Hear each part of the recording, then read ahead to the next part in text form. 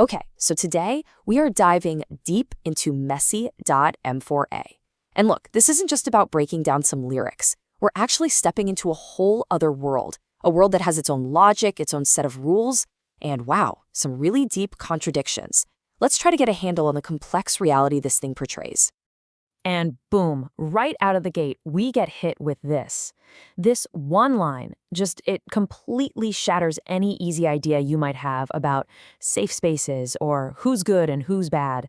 This really sets the stage for everything we're about to hear. It's a world where danger and safety, the hunter and the hunted, are sitting in the same room. The lines aren't just blurry here, they're basically gone. So you gotta ask yourself, how do you even survive in a world like that? Well, the narrator gives us an answer right away. He starts by defining his role, his place in all this. He sees himself as the leader. And how he defines leadership, that's so important to understand. For him, it's not about being the boss or telling people what to do. It's all about sacrifice. It's about being the provider, taking care of his people, even when it means he goes without. This idea, it's like the absolute foundation of who he is. But, and this is a huge but, that identity is always being tested, always under attack. So you have this image of him as the provider on one side, and on the other, the betrayed. He's trying to build this foundation of loyalty, right? But it's constantly getting cracked by the very people he's trying to protect. He talks about how the mother of his child was getting money with my people and didn't even tell.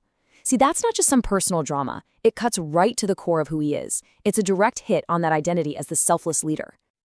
So when you're living in a world where you can't trust anyone, you need some hard and fast rules just to make it through the day. And that brings us to this unwritten law that governs everything, the code. Now, the code, it's not a suggestion. It's an absolute. It means total silence when law enforcement shows up. So when he says, "Police snatch me, I ain't even speak," he's not just telling a story. He's making a statement. He's declaring his loyalty to the _1 rule of survival in his world. But here we go again with the contradictions, right? You've got this unbreakable rule of silence, but the reality of the situation is it's pure paranoia. You've always got this threat of informants, of rats, hanging over your head. So even if you stick to the code, you have no idea if the person next to you is. And that line, "I could hear the rats," wow. It's like you can almost feel that paranoia yourself. It's not just a thought, it's something you can hear. And this is where the whole thing just becomes tragic. I mean, people break the code, they start talking. And for what? It turns out, for nothing. They still get the max sentence. So at the end of the day, the betrayal didn't even help them. All it did was destroy the one thing holding their world together, which was loyalty. It just proves that the code was the only real protection they ever had. When that trust and that code break down, well, it really only leads to one thing: violence. And this story, it does not look away. It shows you the raw, unfiltered reality of it all. We're going to move through these next few points pretty quickly, and that's on purpose. It starts with this brutally graphic image. It's meant to be jarring. There's no filter here at all. And then right away, we see the effect that violence isn't just a thing that happened. It leaves a deep psychological scar. It's a trauma so bad it bleeds into the most normal, everyday parts of life, like trying to eat dinner. That connection is so powerful and tells you so much about what's going on inside his head. And then we pull back and we see that this wasn't a one-time thing. Death has become normal. It's like the changing of the seasons. It's a really chilling way to show just how common and expected death has become where he's from. So where does the narrator fit into all this violence? Well, the way he tells it, it's not a choice. It's just what you have to do to survive. This isn't about him being aggressive just to be aggressive. No, this is about survival in a world where it's kill or be killed. He's reacting because his own life was on the line.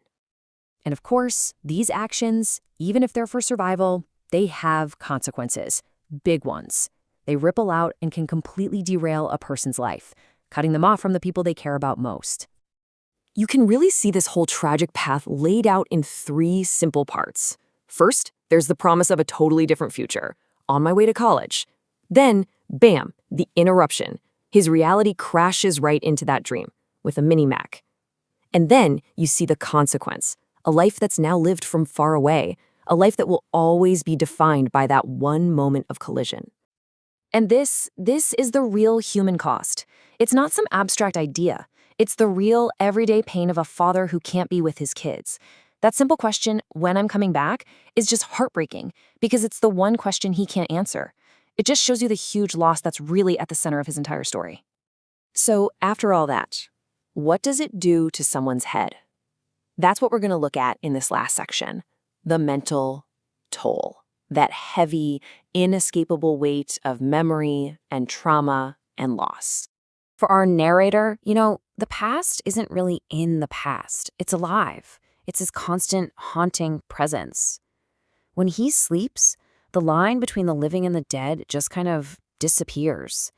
His dreams are a place where he has to face all his losses, again and again. And what makes that haunting even worse is the grief that has no resolution. See, it's one thing to mourn someone who's gone. It's another level of torture to not even know where they are. There's no closure. And because of that, it's like a wound that just stays open, one that can never really heal. So, how do you deal with that kind of pain? Well, you build walls. This right here is a classic defense mechanism. He's just expecting things to end, anticipating that he's going to lose people, so he pushes them away first. It's a sad way of protecting himself, but it also means he can never have a real, stable connection with anyone. So when you put it all together, what you get is a picture of a completely fractured person. The narrator is all these contradictory things at the same time. A leader who gets betrayed, someone who follows a code in a world with zero trust, a man who commits violence and is also deeply traumatized by it, a father who can't be a father, and ultimately just someone whose entire future was swallowed up by his circumstances. And that really leaves us with a bigger question, something for all of us to think about.